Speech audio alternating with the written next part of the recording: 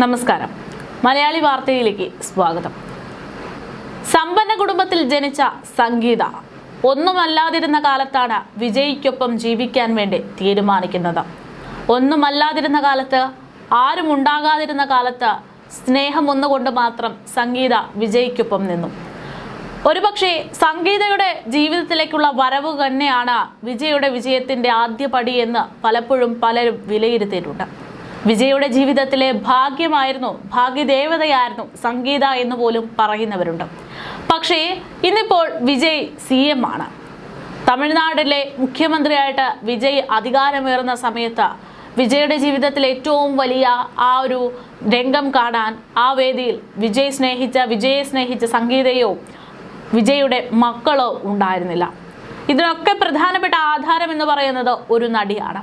ഒരു പ്രമുഖ നടി തൻ്റെ ജീവിതത്തിലേക്ക് ഇടിച്ചു കയറി വന്നു എന്നും അത്തരം കാര്യങ്ങൾ ആ നടി നടത്തുന്ന ഓരോ രീതികൾ, അല്ലെങ്കിൽ ആ നടി സോഷ്യൽ മീഡിയയിലടക്കം വിജയുമൊത്ത് പങ്കിടുന്ന ഫോട്ടോകളടക്കം തങ്ങൾക്ക് അരോചകരമാകുന്നു എന്നൊക്കെ തുറന്നടിച്ചുകൊണ്ടാണ് സംഗീത വിജയോട് ഡിവോഴ്സ് നോട്ടീസ് അയച്ചിരിക്കുന്നത്. അന്ന് മുതൽ തുടങ്ങിയ വിവാദം ഇപ്പോഴും ആളിക്കത്തുകയാണ്. എന്താണ് തൃഷയും വിജയും തമ്മിലുള്ള ബന്ധം എന്നതിന് ഇന്നും ഒരു ഉത്തരം കിട്ടിയിട്ടില്ല. ഏറ്റവും നല്ല രീതിയിൽ ഒരു മുഖ്യമന്ത്രി എന്നുള്ള രീതിയിൽ പ്രവർത്തനങ്ങൾ മികവ് പുലർത്തിക്കൊണ്ടിരിക്കുന്ന വിജയ്ക്ക് ഒരു നെഗറ്റീവ് വശമുണ്ടെങ്കിൽ അത് ഈ തൃഷയുടെ വിഷയത്തിലാണ് എന്ന് പറയേണ്ടി വരും. അതായത് തൃഷയും വിജയും തമ്മിൽ അവിഹിതമാണ് എന്ന തരത്തിലുള്ള പ്രത്യക്ഷമായിട്ടുള്ള ആരോപണങ്ങൾ നിലനിൽക്കുമ്പോൾ പോലും ഒരു തവണ പോലും നിങ്ങൾ ഉദ്ദേശിച്ച തരത്തിലല്ല ഞങ്ങൾ എന്ന് പറയാൻ പോലും വിജയ് തയ്യാറായിട്ടില്ല. വിവാദങ്ങൾ ഉണ്ടാക്കാൻ പലപ്പോഴും തൃഷയുടെ പല പ്രവർത്തനങ്ങളും, അതായത് കഴിഞ്ഞ ബർത്ത്ഡേയുടെ ദിവസം വിജയ് ഒപ്പം നിന്നുള്ള ഒരു ഫോട്ടോ അടക്കം പങ്കുവെച്ചുകൊണ്ട് ഓരോ കാര്യങ്ങൾ തൃഷ ഉണ്ടാക്കുമ്പോൾ അതിനൊന്നും എതിരെ നിൽക്കാതെ വിജയ് മൗനം പാലിക്കുന്നു. അതായത് തൃഷയുടെ താളത്തിനൊത്ത് വിജയ് തുള്ളുന്നു എന്ന തരത്തിൽ വിജയുടെ പ്രവർത്തനങ്ങൾ ഒരു നെഗറ്റീവ് ഇമ്പാക്റ്റ് തന്നെ ഉണ്ടാക്കുന്നുണ്ട്. അത്തരത്തിൽ വലിയ വിവാദമായിട്ട് തുടക്കം മുതൽ തന്നെയുള്ള ഒരു വിഷയമാണ് വിജയ് തൃഷ റിലേഷൻ. ആ ഒരു റിലേഷനെ കുറിച്ച് വലിയ രീതിയിൽ ഇപ്പോഴും ഒരു ക്ലാരിഫിക്കേഷൻ കിട്ടാതിരിക്കുന്ന സമയത്താണ് ഇപ്പോൾ ഈ വിഷയം ഏറ്റെടുത്തുകൊണ്ട് ധ്യാൻ ശ്രീനിവാസൻ കഴിഞ്ഞ ദിവസം ഒരു തമാശ പറഞ്ഞത്. അതായത് തമിഴ്നാട്ടിൽ CM ആയിട്ട് വിജയ് വന്ന സമയത്ത് ആ വേദിയിൽ സാരി ഉടുത്ത് തൃഷ ഉണ്ടായിരുന്നത് പോലെ ഇവിടെ കേരളത്തിൽ ഞാൻ വരുന്ന കാലത്ത് എനിക്ക് വേണ്ടി സാരി ഉടുത്ത് നീ ആ വേദിയിൽ ഉണ്ടാകണമെന്ന് നടിയായിട്ടുള്ള നവ്യ നായരോട് പറയുന്നു. സംഭവം ഒരു ഹാസ്യ പരാമർശമായിരുന്നുവെങ്കിലും കാര്യങ്ങൾ കൈവിട്ടു പോയിരിക്കുകയാണ്. തമിഴ്നാട്ടിൽ ഇത് ഹാസ്യത്തിനപ്പുറത്തേക്ക് കാര്യം കുറച്ച് കടുത്തു എന്നുള്ള വിവരങ്ങളാണ് പുറത്തു വരുന്നത്. ധ്യാനിനെ കൊണ്ട് മാപ്പ് പറയിക്കാതെ ഇനി ഒരടി പിന്നോട്ടില്ല എന്നുറച്ച് പ്രതിഷേധവുമായിട്ട് രംഗത്തെത്തുകയാണ് വിജയ് ആരാധകർ. വിജയെ അപമാനിച്ച ധ്യാൻ മാപ്പ് പറയുക എന്ന് പറഞ്ഞുകൊണ്ട് തമിഴ്നാട്ടിൽ വൻ പ്രതിഷേധങ്ങൾ ഉടലെടുത്തു തുടങ്ങിയെന്നാണ് വിവരം. പുതിയ സിനിമയുടെ പ്രൊമോഷൻ ചടങ്ങിൽ നടനും തമിഴ്നാട് മുഖ്യമന്ത്രിയുമായിട്ടുള്ള വിജയെ കുറിച്ച് പരാമർശം നടത്തിയിരിക്കുകയായിരുന്നു ധ്യാൻ. പക്ഷേ ധ്യാനിന്റെ ആ പരാമർശം തമാശയ്ക്കപ്പുറത്തേക്ക് വലിയ രീതിയിലുള്ള വിമർശനങ്ങൾക്ക് രംഗമായി മാറിയിരിക്കുകയാണ്. വ്യാപകമായ പ്രതിഷേധമാണ് തമിഴ് ആരാധകരിൽ നിന്ന് ഇപ്പോൾ ഉടലെടുത്തിരിക്കുന്നത്. തമിഴ്നാട്ടിൽ ധ്യാനിനെതിരെ പ്രതിഷേധങ്ങൾ ഉണ്ടാകുന്നു എന്നതിനേക്കാൾ ഉപരി ധ്യാൻ മാപ്പ് പറയണമെന്നാണ് അവരുടെ ആവശ്യം. തമിഴ്നാട്ടിന്റെ എല്ലാമായ വിജയെ അപമാനിച്ച ധ്യാൻ മാപ്പ് പറയണമെന്നും പരാമർശം പിൻവലിക്കണമെന്നും ആരാധകർ ആവശ്യപ്പെടുന്നു. തന്റെ പുതിയ ചിത്രമായ വിസിറ്ററിന്റെ പ്രൊമോഷൻ ചടങ്ങിനിടെയായിരുന്നു ധ്യാൻ ഇങ്ങനെ ഒരു വിവാദ പരാമർശം നടത്തിയത്. വിജയും തൃഷയും തമ്മിലുള്ള സൗഹൃദത്തെ താനും നവ്യ നായരുമായി ഉപമിച്ചുകൊണ്ടായിരുന്നു ധ്യാനിന്റെ പ്രസംഗം. ഞാൻ വിജയെ പോലെ മുഖ്യമന്ത്രിയാകുമ്പോൾ നവ്യ പട്ടുസാരി ഉടുത്ത് നിറകണ്ണുകളുമായി മുൻനിരയിൽ ഉണ്ടാകണമെന്ന് ധ്യാൻ പറഞ്ഞു. ഇത് കേട്ടുകൊണ്ടിരുന്ന നവ്യ നായർ പൊട്ടിച്ചിരിക്കുന്നത് ദൃശ്യങ്ങളിൽ കാണാമായിരുന്നു. നവ്യ നായർ പ്രസംഗിക്കാൻ എത്തിയപ്പോൾ ധ്യാനിന്റെ പരാമർശത്തിന് മറുപടി നൽകുകയും ചെയ്തിരുന്നു. ധ്യാൻ മുഖ്യമന്ത്രിയാകുന്ന ദിവസം വെള്ള സാരി ഉടുത്ത് 1ാം നിരയിൽ ഞാനുണ്ടാകുമെന്നായിരുന്നു താരത്തിന്റെ മറുപടി. തന്റെ മുഖ്യമന്ത്രി മോഹങ്ങൾക്ക് പിന്നിലെ കഥയെക്കുറിച്ച് പറയുന്നതിനിടെയാണ് ധ്യാൻ ഇത്തരത്തിലൊരു വിവാദ പരാമർശം ഉന്നയിച്ചത്.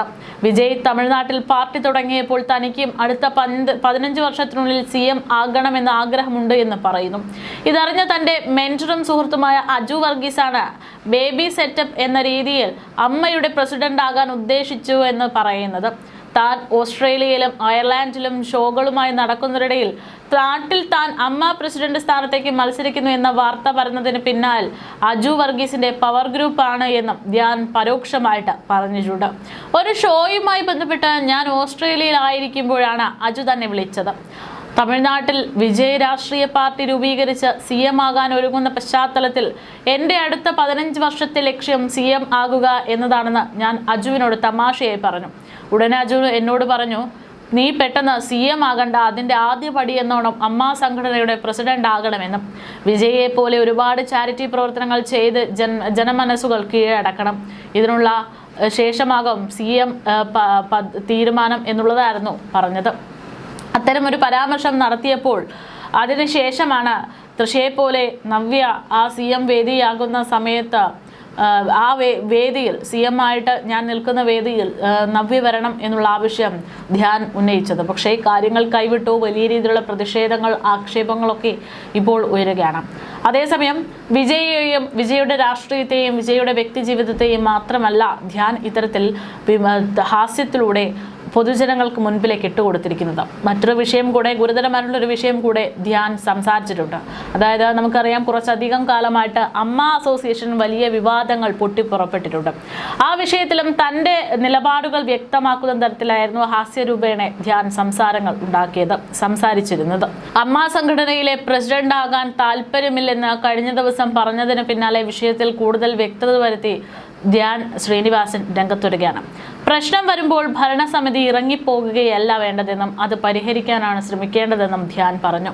ശ്വേത തന്റെ കാലാവധി പൂർത്തിയാക്കണമെന്നാണ് ആഗ്രഹമെന്നും അദ്ദേഹം കൂട്ടിച്ചേർത്തു. അച്ഛന് വളരെയധികം ഇമോഷണൽ കണക്ഷൻ ഉണ്ടായിരുന്ന ഒരു സംഘടനയാണ് അമ്മ. ഞാൻ അതിൽ മെമ്പറായിട്ട് വളരെ കുറച്ച് വർഷമേ ആയിട്ടുള്ളൂ. സിദ്ധിക്ക് വന്ന സമയത്താണ് ഞാൻ അവിടെ ആദ്യമായിട്ടൊരു പരിപാടിക്ക് പോകുന്നത്. പല മെമ്പേഴ്സുമായിട്ട് ഞാൻ സിനിമകൾ ചെയ്തു. അവരൊക്കെ ആയിട്ട് ഏറ്റവും അടുത്ത ബന്ധങ്ങളുമുണ്ട്. സംഘടനയും മെമ്പേഴ്സുമുള്ള കണക്ഷനും തമ്മിൽ ചെറിയ വ്യത്യാസങ്ങളുണ്ട്. ഇവിടെ ഇത്തരം പ്രശ്നങ്ങൾ ഉണ്ടാകുമ്പോൾ നമ്മുടെ സ്വാഭാവികമായിട്ട് വിഷമമുണ്ടാകുന്ന ഒരു സാഹചര്യമാണ്. പലരും പല പോംവഴികൾ പറയും. പല ഗ്രൂപ്പുകളിൽ പല അഭിപ്രായങ്ങൾ വരും. ഇതിൽ എന്നെ ഇഷ്ടമുള്ള അല്ലെങ്കിൽ അജുവിനെ പോലെ ചെറുപ്പക്കാരായവർ എൻ്റെ പേര് പറഞ്ഞു. അത്രയേ ഉള്ളൂ. പ്രസിഡന്റ് ആകാൻ അതൊരു പറച്ചിൽ മാത്രമാണ്. അതിനൊരു പ്രോസസ് ഉണ്ട്. ഞാൻ തീരുമാനിച്ച ഉടനെ പോയി പ്രസിഡന്റ് ആകാൻ പറ്റില്ല. നിലവിൽ തിരഞ്ഞെടുക്കപ്പെട്ട ഒരാളുണ്ട്. അവരുടെ കാലാവധി കഴിഞ്ഞിട്ടുമില്ല. ആ കാലാവധി എന്നത് 3 വർഷമാണെന്നാണ് ധ്യാനിൻ്റെ അഭിപ്രായം. പ്രശ്നങ്ങളുള്ള സമയത്ത് ഇറങ്ങിപ്പോകുന്നത് നല്ല പോംവഴിയല്ല. പ്രശ്നങ്ങൾ അവിടെ നിന്ന് സോൾവ് ചെയ്ത് അവരുടെ കാലാവധി മികച്ച രീതിയിൽ പൂർത്തിയാക്കിയ ശേഷം ബാക്കി കാര്യത്തെക്കുറിച്ച് ആലോചിച്ചാൽ മതി. എൻ്റെ ഇഷ്ടത്തിനൊന്നും ഇവിടെ യാതൊരു പ്രസക്തിയുമില്ലെന്നും ഇവർക്ക് ചില കാര്യങ്ങൾ കോട്ടം തട്ടിയിട്ടുണ്ടോ എന്നതാണ് പ്രാധാന്യമെന്നും ചോദ്യം. വ്യക്തിപരമായ കാര്യങ്ങളൊക്കെ രണ്ടാമതാണ്. കൃത്യമായിട്ടുള്ള പെൻഷൻ കൊടുത്തിട്ടുണ്ടോ? ഈ മാസങ്ങൾ എല്ലാം കൊടുത്തിട്ടുണ്ടോ? സഞ്ജീവന് കൊടുത്തിട്ടുണ്ടോ? ഇൻഷുറൻസ് കൊടുത്തിട്ടുണ്ടോ? അങ്ങനെ നിലവിലുണ്ടായിരുന്ന ഭരണസമിതി തന്നെ നടത്തേണ്ടുന്ന കാര്യങ്ങൾ കൃത്യമായി മനസ്സിലാക്കി വേണം ഓരോ പ്രവർത്തനങ്ങളും നടത്താൻ. മെമ്പേഴ്സിന്റെ വെൽഫെയറിന് വേണ്ടിയിട്ടാണ് സംഘടന നിലനിൽക്കുന്നത്. ഇതിൽ എന്തെങ്കിലും കോട്ടം തട്ടിയിട്ടുണ്ടെങ്കിൽ എനിക്ക് എന്തെങ്കിലും പറയാൻ പറ്റും. വ്യക്തിപരമായ പ്രശ്നങ്ങൾ വേറെയാണ്. ഇതിൻ്റെ കേസുകളൊക്കെ മുന്നോട്ട് നടക്കുന്നുമുണ്ട്. അപ്പോഴും ജനറൽ ബോഡിയിലെ ആൾക്കാർക്ക് താല്പര്യം ഇല്ല എങ്കിൽ അവർ ഇറങ്ങിക്കൊടുക്കേണ്ടി വരുമായിരിക്കും. വ്യക്തിപരമായി പറയുകയാണെങ്കിൽ ശ്വേത ഒരുപാട് മാറ്റങ്ങൾ ഉണ്ടാവണം എന്ന് ആഗ്രഹിച്ച ഒരാളാണ് താൻ. ഒരു സ്ത്രീ തലപ്പത്ത് വരുന്നത് തന്നെ ചരിത്രപരമായ മാറ്റമായിരുന്നു. സ്വാഭാവികമായിട്ട് ഒരുപാട് കാര്യങ്ങൾ ചെയ്യണമെന്ന് ആഗ്രഹിച്ചാണ് അവർ വന്നിട്ടുണ്ടാകുക. പക്ഷേ ഇതൊക്കെ ഒരു പ്രതിസന്ധി വന്ന സമയത്ത് അവർ ഇട്ടെറിഞ്ഞു പോയി എന്നതിലാണ് തൻ്റെ ഏറ്റവും വലിയ നീരസം എന്നുള്ള തരത്തിലാണ് ധ്യാനിൻ്റെ സംസാരം. എന്തായാലും ധ്യാൻ വളരെ ഹാസ്യരൂപത്തിൽ അവതരിപ്പിക്കുന്ന വിഷയങ്ങൾ രണ്ടും അതിഗുരുതരമായിട്ടുള്ള വിഷയങ്ങളാണ്. അതിൽ ധ്യാനിൻ്റെ അഭിപ്രായങ്ങളായിരിക്കാം പറഞ്ഞിരിക്കുന്നത്. പക്ഷേ തൃഷയുടെ വിഷയം സംബന്ധിച്ച്, വിജയെ സംബന്ധിച്ചൊക്കെ വലിയ രീതിയിൽ ഒരു നെഗറ്റീവ് ഇമ്പാക്റ്റ് ഉണ്ടാക്കാൻ ഈ ധ്യാനിൻ്റെ ഈ ഒരൊറ്റ വീഡിയോ കൊണ്ട് കാരണമായി മാറി എന്നുള്ളതാണ്. തമിഴ്നാട്ടിലും വലിയ രീതിയിലുള്ള വിമർശനങ്ങളാണ് ഈ ഒരു വിഷയത്തിൽ ഇപ്പോൾ ഉണ്ടായിക്കൊണ്ടിരിക്കുന്നത്.